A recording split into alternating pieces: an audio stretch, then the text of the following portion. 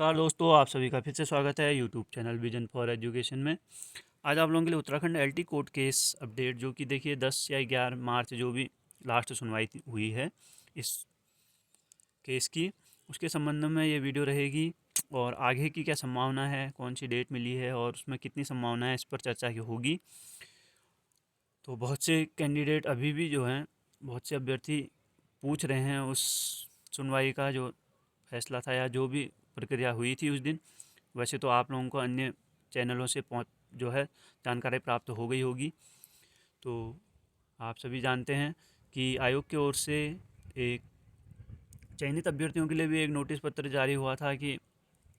उनकी जो चयन प्रक्रिया है, उनका जो चयन लिस्ट है, वो न्यायालय के निर्णय के अधीन रहेगी, यानी कि बदल भी सकती है। अगर न्यायालय बदलने के लिए कहेगा तो बदल भी सकती है। ऐसा कुछ जो है नोटिस आप सभी जानते हैं जनवरी के आसपास जो है मिल गया था, जिससे चयनित अभ्यर्थी भी थोड़ा बहुत दुविधा में थे। ठीक है, इसके अतिरिक्त जो है डेट जो मिली थी 10-11 तारीख की, 18 फरवरी के बाद, तो उसमें क्या हुआ कि देखिए, सबसे पहली बात, मैं आप लोगों के वीडियो इसलिए नहीं लाया क्योंकि 10 या 11 जो भी डेट थी उसकी सुनवाई की अगली, उसमें कोई इतनी बड़ी कोई ख़ास सुनवाई नहीं हुई थी, ना ही कोई जो है इसके संबंध में आगे को प्रक्रिया आगे बढ़ी थी। इसलिए मैंने वो वीडियो बनाना उचित नहीं समझा। ठीक है, लेकिन फिर भी बहुत से कमेंट आ रहे हैं, तो उसके संबंध में मैं ये वीडियो लाया हूँ कि जो डबल बेंच में ये निर्णय रुका हुआ है, या आप जो भी कह सकते हैं सुनवाई होने वाली है, तो उसमें एक बहुत थोड़ी बहुत तो चर्चा इस बारे में हुई कि जो 4 जून का जो फैसला है, चयनितों के अतिरिक्त अन्य लोगों को सुपर न्यूमरेरिक पोस्ट के थ्रू जो है ज्वाइनिंग देने का या जो भी चयन चयन करने का, वो उसकी कितनी संभावना है, उसके ऊपर थोड़ी बहुत चर्चा हुई है। और मतलब कि जज साहब जो भी हैं, वह चाह रहे हैं कि 4 जून का जो फैसला है वो क्यों नहीं आयोग मानना चाह रहा है, या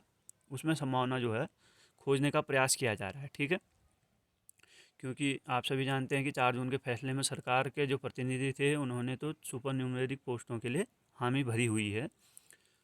तो जज जो हैं हमारे डबल बेंच के माननीय, वह यह जानने की कोशिश कर रहे हैं कि क्यों नहीं आयोग उस फैसले के अंतर्गत आगे की प्रक्रिया पूर्ण कर पा रहा है, या क्यों नहीं करना चाह रहा है। ठीक है, ये एक मुद्दा रहा है। और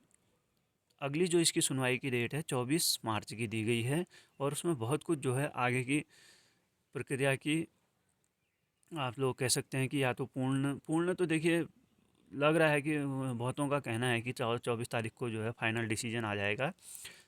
लेकिन मैं आप लोगों को बताऊं कि 24 तारीख को बहुत कुछ जो है प्रक्रिया आगे बढ़ जाएगी। ऐसा अगर 10-11 की जो भी वो जो पिछली सुनवाई के अंतर्गत जो बातें हुई हैं, उसके हिसाब से जो है कि जैसी खबरें आ रही हैं, क्योंकि आप सभी जानते हैं, एक तो ये सुपर न्यूमरेरी पोस्ट के ऊपर या बची हुई पोस्टों के ऊपर भी मामला अटका है, और इसके अतिरिक्त जो है जो क्वेश्चन के ऊपर जो भी रिट लगाई है जानबूझ के आयोग के द्वारा, तो इसके अतिरिक्त भी अन्य इस एलटी से संबंधित, आप कह सकते हैं कि फिजिकली हैंडीकैप जो उसकी कैटेगरी होती हैं, अलग अलग कैटेगरी होती है, उसमें भी 5-6 कैटेगरी होती हैं, उसकी अलग से कोई जो विज्ञप्ति में सीटें नहीं दिखाई गई थी, तो उसकी कट ऑफ का कोई अंदाज़ नहीं है, तो उसके ऊपर भी केस हुआ है। ठीक है, तो जितने भी एलटी से संबंधित ये केस हुए हैं, इस आयोग के डबल बेंच के अलावा भी जो भी केस हैं, सबकी सुनवाई जो है 24 के अंतर्गत करने की एक कोशिश की जा रही है, ऐसा जो है खबर आ रही है। ठीक है, जो भी एलटी से संबंधित ये केस लगे हुए हैं इस एलटी कोर्ट जो भर्ती प्रक्रिया से, तो वो 24 के अंतर्गत जो है उनमें सभी में सुनवाई होने की संभावना व्यक्त की जा रही है। तो देखिए, अगर केस ज़्यादा हुए या उसमें सुनवाई लंबी हो गई, तो केवल एक केस तो है नहीं कि 24 तारीख को सिर्फ एलटी का ही केस लगेगा और किसी का नहीं लगेगा। लेकिन अगर इस तरीके से आगे बढ़ते हैं कि सारे केसों को एक तरीके से जो है साथ में लेकर चलने का, तो बहुत जल्द जो है इसका निर्णय निकल सकता है कि 4 जून के अनुसार ही निकलेगा, या फिर जो भी अगर क्वेश्चन बदलता है। देखिए, क्वेश्चन तो अब वैसे भी पहले के ही रह गए हैं। एक शायद साइंस का क्वेश्चन बच गया होगा, बाकी तो वैसे ही रहा जो पहले था। तो संभावना फिर अब इस पे रहेगी कि सुपर न्यूमरी पोस्ट लानी है कि नहीं लानी है, क्योंकि बाकी सब चीज़ें तो लगभग लगभग सॉल्व आप समझ सकते हो कि हो ही गई हैं। और कुछ बहुत जो अन्य छोटे मोटे जो केस अन्य लगे हैं आपके आरक्षण से संबंधित या जो भी फिजिकली हैंडीकैप के जो कैटेगरी वाइज कट ऑफ का है, वो सभी जो है चर्चा का विषय रहेगा। और अगर 24 को इन सभी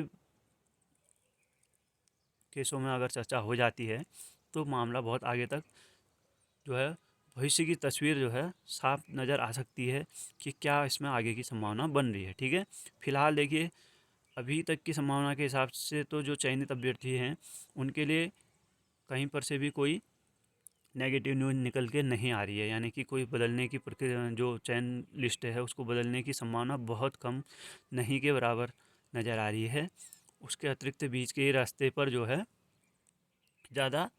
फोकस किया जा रहा है, यानी कि बची हुई सीटों के लिए या जो भी रिक्त पद बचे हैं अभी भी और सुपर न्यूमरी पोस्ट हैं उसके ऊपर जो है ज़्यादा फोकस किया जा रहा है। ठीक है, तो ये एक तरीके से जो है पॉजिटिव न्यूज़ है सभी अभ्यर्थियों के लिए। तो अब देखिए 24 तारीख ज़्यादा दूर नहीं है, 24 तारीख को जो है इस पर लगभग लगभग पता चल जाएगा कि आयोग की या हमारे जो है माननीय न्यायालय हाई कोर्ट की जो है क्या आगे की प्रक्रिया या सोच रहती है। 24 को उसमें जो है आप कह सकते हैं कि पूर्णतः जो है जो संशय के बादल हैं वो हट जाएंगे और पता चल जाएगा कि प्रक्रिया कहाँ की ओर जा रही है। और अगर 24 को पर जिस प्रकार से जो है खबरें आ रही हैं कि सारे जो एलटी के कोर्ट केस हैं इस एलटी से संबंधित उन सभी पर जो है एक चर्चा होगी, यानी कि उनका एक सार के तौर पे जो है सुनवाई होगी। अगर ऐसा होता है तो ये सभी अभ्यर्थियों के लिए बहुत ही पॉजिटिव न्यूज़ है। तो देखिए नवरात्रे चल रही हैं, तो आप सभी को लिए जो है हम शुभकामनाएं देते हैं कि ये नवरात्रि जो है आप लोगों के लिए खुशियाँ लेकर आए। ठीक है, आगे की जो भी प्रक्रिया होगी या कोई अन्य महत्वपूर्ण जानकारी निकल के आती है तो उसका भी वीडियो आपके लिए लाया जाएगा। तब तक के लिए चैनल पे बने रहिएगा। धन्यवाद।